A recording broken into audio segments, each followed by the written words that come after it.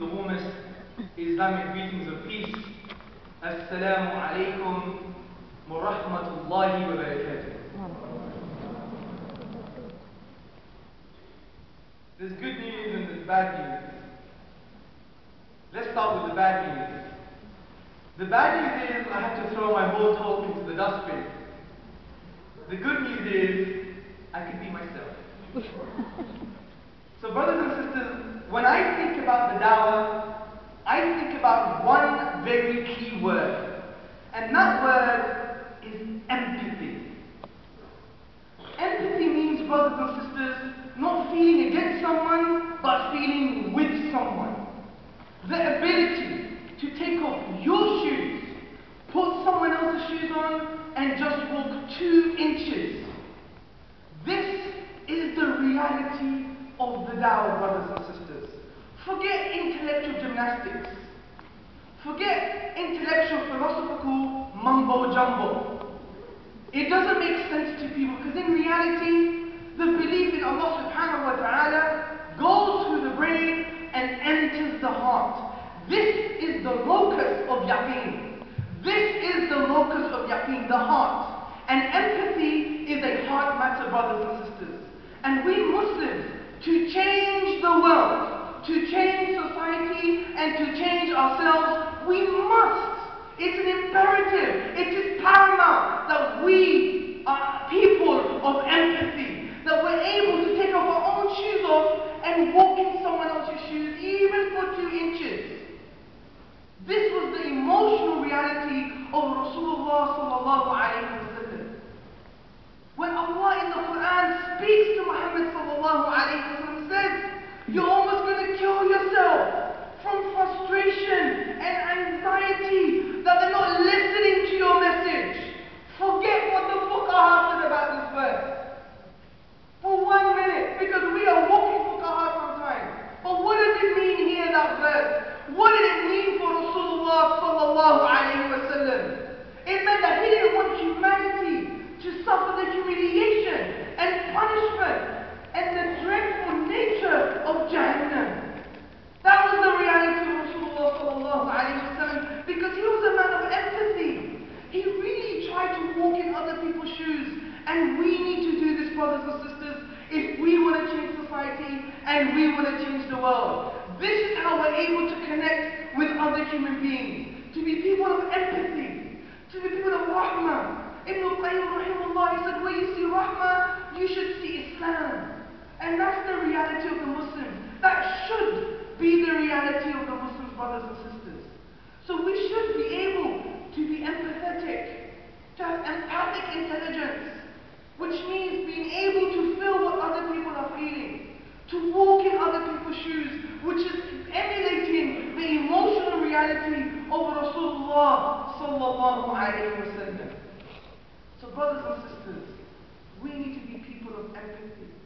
So when we engage with other people, we don't have our radios on. Because everyone in this room is probably still having that radio on, switched on very loud. Abdullah, Aisha, Muhammad, Fatima, we have our radios on. Can't you hear it? Oh, Hamza Tzortzis, he's Greek, but he looks packy. Oh, Hamza Tzortzis, he looks so skinny on YouTube, he's so fat now. We hear all of this. This is our radio. I call this the shotgun effect. We're not really listening to anyone, we just have our AK-47s or helicopter guns, and we're like, who cares? Bam, bam, bam, bam. That's the reality. We need to switch our radio off so we can engage not amongst each other, but also amongst the wider community. To really have a connection with other people, just like Rasulullah sallallahu alayhi wa sallam. And this reminds me of a time when one of the youth, if you like, came to Rasulullah sallallahu alayhi wa sallam and says, Ya Rasulullah, allow me to fornicate. Now what would our reaction be? Our son or our friend came to us and said, they want to do such a thing.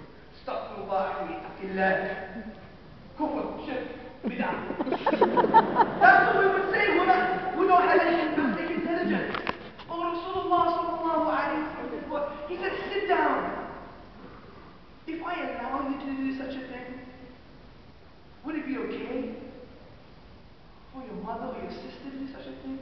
By Allah. And then he realized, because Rasulullah sallallahu alayhi wa sallam engaged with another human being, engaged with that person, from a human being to another human being, because he had that empathic intelligence, brothers and sisters.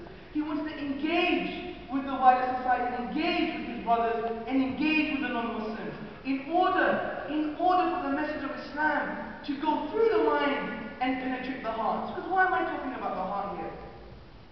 Because in reality, brothers and sisters, the heart is the locus of change. The Prophet sallallahu alaihi wasallam said in the hadith that there is a lump of flesh. If it is sound, then the whole body is sound. And the Prophet sallallahu alaihi wasallam said this refers to the heart.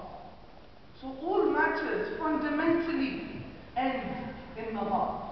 Even our action, when we do an action, it has to be for the sake of Allah subhanahu wa ta'ala. And where does this ikhlas, where does this intention reside? Is it in the mind? Is it on the lips? Or is it in the heart? Fundamentally, brothers and sisters, it's in the heart.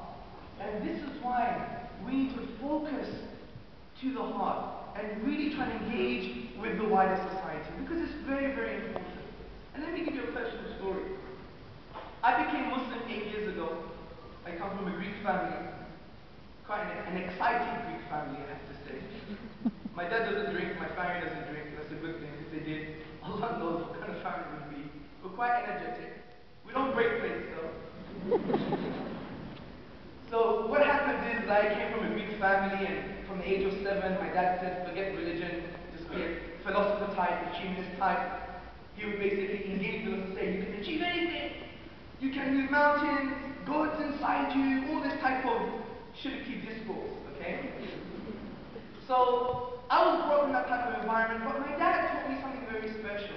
And he was teaching me things about compassion and really trying to feel with other people. Now when I became Muslim, I forgot the good stuff. And what happened, I became this passionate, aggressive, crazy kind of guy. You must be Muslim! You're a kafir! You're going to go to hell! I don't care if you're my dad! You need to take Islam! What do you mean you don't believe in Allah? You idiot! You're stupid! You're supposed to use your brain! You're a kafir! That was the reality, brothers and sisters. That was the reality. And it was a shame, and I did this for so many years. And it was so... And it's upsetting thinking about it, because I didn't adopt the sunnah of the Prophet sallallahu alaihi wasallam, which is to connect with other human beings, to really have this empathic intelligence, to really remove your ego, and that's what it's all about. You're not doing it for yourself, because at the end of the day, I was only talking like that because I just wanted to be right, not because I wanted him to be guided. I wanted to be right, and that's the nature of the nafs, the nature of the ego. It wants to be right. It wants you to be wrong. It wants to dominate. It doesn't want to dominate. That's the nature of the nafs, brothers and sisters. And this is what happened when I was speaking to my parents, specifically to my dad. But it took an interesting course that I went to that really broke down your ego. 3 days of an emotional, intellectual nightmare. You're a pathetic human being. You think you're right, but you're wrong. You've been a bad person all your life. I'm surprised that your parents have taken you for this long. You moron. You piece of beef. Yeah, all this stuff. Like, whoa, am I this type of person? Regardless if we agree with the methods, but what I understood on the last day, which was on a Sunday, I really understood and said, SubhanAllah, I have failed to connect with my parents. I have failed to connect with the people that I love. I have failed to connect with my own dad. What kind of human being am I? I've made my dad feel like an incompetent human being for 6 or 7 years. So I called up my dad, and I picked up the phone and I said, Baba, I'm not going to cry again.